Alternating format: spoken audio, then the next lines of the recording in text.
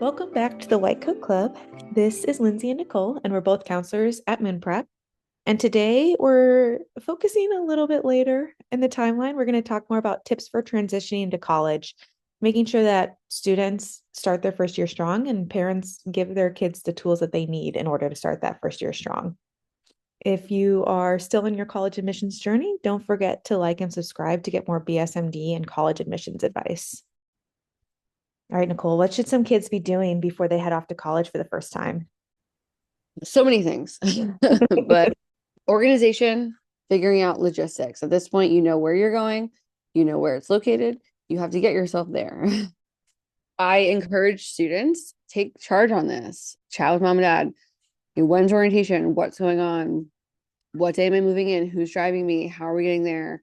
What car are we going to be able to pack all my stuff into? So just prepare for that. Organize, get ready for it. Go to orientation, meet classmates, figure out how to register for classes, network, all of those things, get familiar, and then like logistics as well. And I feel like flying. I know my roommate in my freshman year of college, she was flying because she lived across the country. And so she had the added logistics of having to figure out like where she's going to buy all her stuff. And so she had pre-ordered quite a bit of stuff. This was definitely before the heyday of Amazon, but she like went to Bed Bath and Beyond or something like that and had already like kind of picked out a lot of stuff beforehand. But just the logistics of if you're flying, how are you going to get all your stuff there that you need, like your bedding and your sheets and your clothes, Mhm. all of those different types of stuff as well.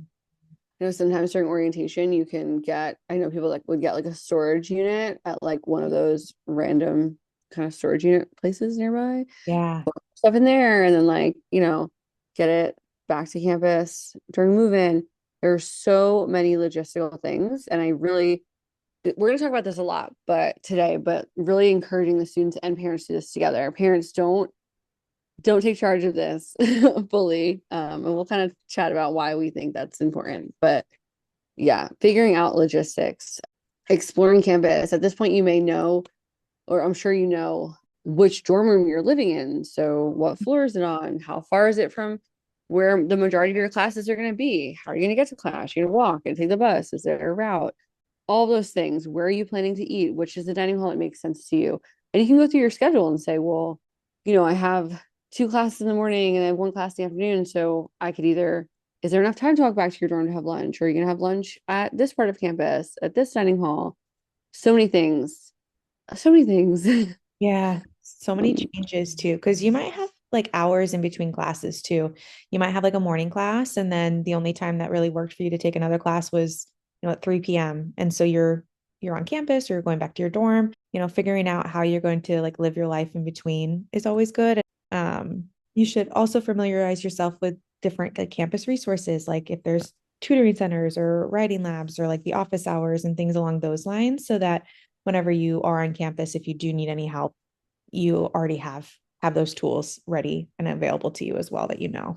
Yeah. And like figuring out, okay, so if I have an hour and a half break during lunchtime on this side of campus, does my meal plan cover that Yeah. eatery option? Yeah. Because sometimes they don't. And sometimes that's like more of your flex dollars. And there's so many different things and ways. So really just paying attention. I think for me, what I'm going to say, what you're going to hear me say the most during this podcast episode is pay attention.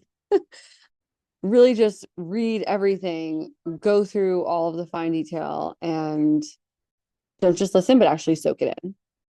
Yeah, your parents might be at orientation with you, they might not. And but they will not be there with you throughout campus. They will not be there to help you with every day-to-day like life activity that they have been. Of course, you've been living with your parents for the last 18 years, or parents, you've been obviously living with your kids for the last 18 years. You've been there to kind of help pick up the slack. And so now is kind of the time to let those kids start to figure those things out, start to pick up the slack on their own. And so it is definitely a really great time for parents to let their child gain that independence, make them or help them like learn how to pay attention, but then actually let them take charge of a lot of these things that we're talking about today. It's okay for them to make mistakes right now, kind of in a lower risk kind of environment, because when they get to college, you will not be there to be a safety net nearly as much. And so they'll be doing a lot of stuff without your knowledge, without like, you knowing what they're up to every single day. They might keep you well informed of everything, but they'll still be living a whole independent life of you. And so now is really the time to help those kids get that independence. Yeah. And, just to kind of piggyback quickly, we can introduce a term to the podcast. I don't know if we've spoken about before, but I've spoken to a lot of freshman parents when I worked at a university, and they would want to know things like, was my kid at class today? Or, what's their current grade? Or what's their teacher's email address? So I can, shoot them an email about something. And that's just not an option for us as campus employees to be giving out to parents. You might have heard or seen FERPA. It's the Family Educational Rights and Privacy Act. So essentially, your students' information is protected, and we're not able to disclose some of that information. And it's a huge adjustment as a parent. You're with them all the time. You can absolutely call the high school and find out what their grades are and if they did their homework, and if you're probably getting notifications if they're not in class. Yeah. You have all that right at your fingertips right now, and then it's abruptly taken. So I, completely understand that it's a wild transition, but just kind of preparing for it and knowing that it's going to happen, knowing what these things mean, before you're already there. Yeah. Yeah, exactly. And I think that it is like an adjustment period for both. This could be your first child going to college, it could be your second or third, or your only child, whatever it might be, but it definitely is a learning adjustment on both sides. And I think that kids a lot of the times do have like a big transitional period from high school to college. It's a completely different ball game. The classes are harder, the material is different, and students might kind of struggle with some of those things. And so if they are struggling with a class, at the end of the day, it is up to the student to go and, seek help through office hours or get tutoring. Parents, you're not there with them 24/7. You're maybe there just on phone calls or texts or things like that. And you can tell them to do things, but they have to do it. And so that I think that that's why it's so important to like learn how to really take control of your life. And the reality is college is going to be more challenging than high school. And I have noticed that kids who maybe didn't have to develop good study skills in high school because, they are super bright, they were able to just like look at the material and kind of understand it. They can kind of just learn through osmosis almost. But that is not always the case in college. I mean, some kids obviously still can, but a lot of kids do need to learn more effective study skills, especially if they are going into pre-med and medical school. Um, and so, learn what study techniques work best for you. If it's study groups or active recall or Cornell notes or the tomato timer type of techniques, like go for that.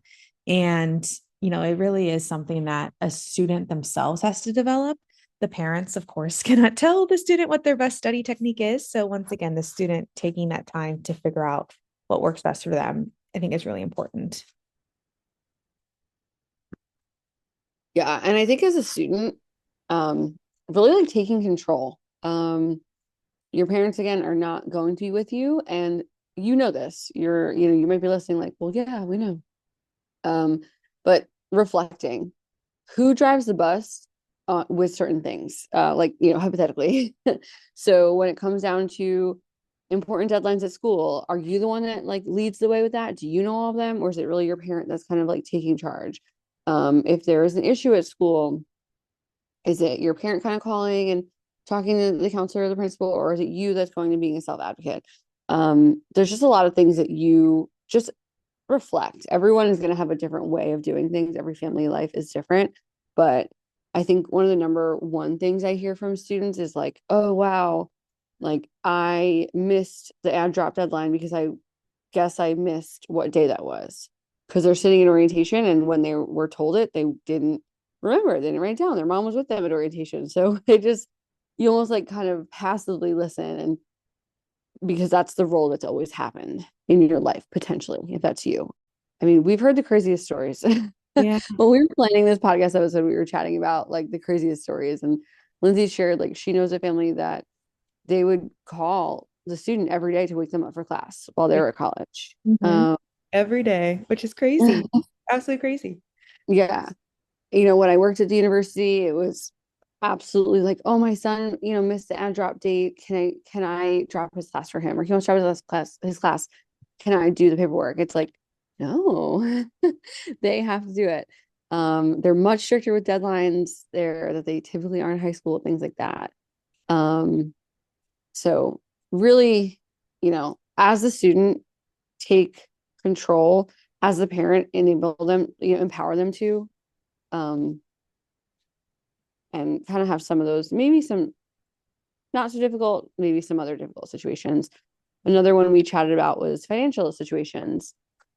Um, do you have access to, what kind of funding for school? How are things getting paid for? Are you getting a job on campus? Are you not? Day-to-day expenses, like just things like that, that maybe you haven't really thought about or haven't talked about. Um, I think some parents just kind of say, oh, well, this is what's going to happen. And maybe don't communicate it to the child as much. But these are just things that we've absolutely seen. And I feel like, I know you kind of mentioned this too, in high school, if you don't show up to class, you usually have to have like a note. Yeah, like they'll call your parents if you aren't there. If you don't have like a legitimate reason, like you have to get approved almost. That is not going to be the case in college. I know I went to like a big like state university, and so some of my classes would have 100, 200 kids in them. And then of course some of them were smaller, like 225 kids or whatever it might be, but some of them were massive. And if I didn't show up, if I, showed up half the time, or if I slept in class, or if I was on my computer playing games or whatever it might be, no one would notice and no one would care. The only one who would be not benefiting, obviously, is me. And so that's, I think, the biggest thing too is some classes don't have attendance policies. It's all about just, the tests and the homework that you do. You can show up to class, you don't have to show up to class. And so it is definitely something that you as a student have to hold yourself accountable for and come to those classes. Yeah. I mean, now as a high school student, if you don't go to class, I mean, there are some settings and some schools where your parent will get a text like within 5 minutes of you not Yeah. being that you're not there. Hmm. It's pretty wild. So it's great for some things, but I think it's, maybe enabled some other behaviors. Yeah. Um, but yeah, I mean, similarly with like deadlines and things, you're not going to be in these classes every single day like you are probably now. Hmm. Maybe you're probably in them 2 to 3 times a week. Your teacher, professor may mention to you, hey, September 10th is when this is due. It might be written in the syllabus. You'll probably be able to find it online on the portal. But if you're not familiar with like all of that, it's very easy to get lost because it's not kind of traditionally how high school will run, where you're in class every day. They probably have the assignment date written on the board for weeks. Hmm. um, they're constantly reminding you. Um, so just prepare for that. Just really be paying attention. I feel like it sounds silly, but like the biggest thing I tell students and the biggest thing like I would reflect on is just when you're in these orientations, when you're in these first weeks of school, you're soaking it all in. There's a lot going on, but really try to be intentional and like truly paying attention to everything that's going on. Hmm. Yeah, because there's a lot and a lot of implications towards your future too. And so this is the time when you are really discovering yourself as a person. You're discovering your academic interests. You could be discovering, whole new careers too. You'll obviously be discovering, friends that maybe you'll have for the rest of your life, potentially like, your future partner as well. Like these are such like an important, influential time in your life that really can shape who you are as a person. So pay attention. Um, don't be that passenger on the bus. You do want to be that driver, and you do want to be the person who's taking control of your life, because at the end of the day it is your life, and only Yeah. only you can do it at the end of the day. And ask questions. If you're Yeah. not sure, ask. Lindsay said before, like knowing your resources, go talk to your advisor, go do this. I mean, go chat with your professor, ask your friends, ask the people around you, understand where you can seek help. College is a community. That's why they have these things in place. So definitely take advantage. Yeah. Office hours too. I feel like office Yeah. hours is something that like you don't want to go to because it's, oh, I don't want to admit I need help, or it'd be awkward Yeah. just to go there and have to like talk to my professor one on one. No, those are such good skills to have And if you need like letters of recommendation for your pre-med like journey, or honestly like any kind of Internship, anything. Yeah. anything, it's so important to have those relationships, because if you are in a class, even with 25 kids, if they have, multiple classes, they have a lot going on, they might not know much about you. It's not like high school, I feel, where they're seeing you every single day. They might only see you 2 times a week. And so having those interactions in the office hours can be really, really beneficial to you. Yeah. And just like understanding the word office hours may be something you've never even heard before. I remember speaking to someone years ago and they were like, well, no, I don't need extra help. So why would I go to office hours? And it's like, well, office hours does not mean extra help. It means this is the time to come. They have an allotted time for you to come and ask questions. Where typically in high school you can like stay after the bell or go like chat with them during lunch or off period. It's essentially the same thing. It's just this is when I'm in my office. This is when anyone can come, knock on my door, ask me a question. And it doesn't have to be a, hey, I'm struggling with the content question. It can be, what date was this due? Or what format do you want it in? Or did I misread the syllabus here? It can be clarification things as well. It's just this is the time that you have to go do it. There's nothing negative about going office hours. I think it's No. really, really a good thing to do. And I was talking to the students I was working with at the time, and they were like, they were freshmen, and they were like, oh, I thought it was like bad to go, so I never went. And sometimes they'll just email questions. It's like if you want the fastest answer, go to the office hours. Yeah. Um, but there's so much going on during orientations and these little assemblies and things. And if you're gonna miss things, which is why pay attention, ask questions, write things down, follow up, use your resources. Put yourself out there too. Like I know that they've got like what are they called? Like extracurricular kind of fairs almost, or like activity fairs. I can't think of what the right word is. But I know at my college they had one where they would have like little booths, kind of like what you see in the movies, where you could go see what different activities there were, different events that were coming up. And so if you didn't go, you might not even know what types of opportunities were available. I mean, you could obviously find it probably online, but I think that this was like such a good way to figure out like the vibe of different organizations and what their goals really are, and what you would potentially be doing a lot more than what you could just see online. And so once again, it kind of comes back to paying attention. If you miss that during the orientation where they talk about those types of things that are available, they talk about the different, just the different opportunities on campus. I think that you want to have the full experience. And so this paying attention really helps you do so. Yes. Yes. 100%. But yeah, college should be like a really great time. I'm always kind of jealous of our freshmen, our rising freshmen, college freshmen as they go off to college, because it is such a great time, a great time to make mistakes and learn from them, a great time to figure out who you are.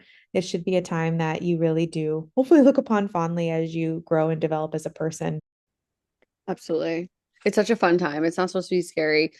It's a little bit scary, but if you have all the things in order and you have like the right mindset, it's going to be awesome. Right. Anything else you want to add? No, I don't think so. This is the time, get prepared, have these conversations. Yeah.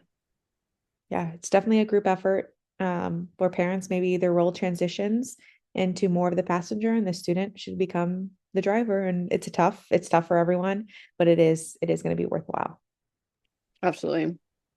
That's a great analogy. All right. Well, I think that's it. So hopefully you learned a little bit, and for our rising freshmen in college, have a fantastic first year. And if you do need any help with pre-med advising, Moon Prep will always be here with advice on the podcast as well as our, one-on-one services. So don't forget to like and subscribe to get more of that advice as you go through this journey. See you next time.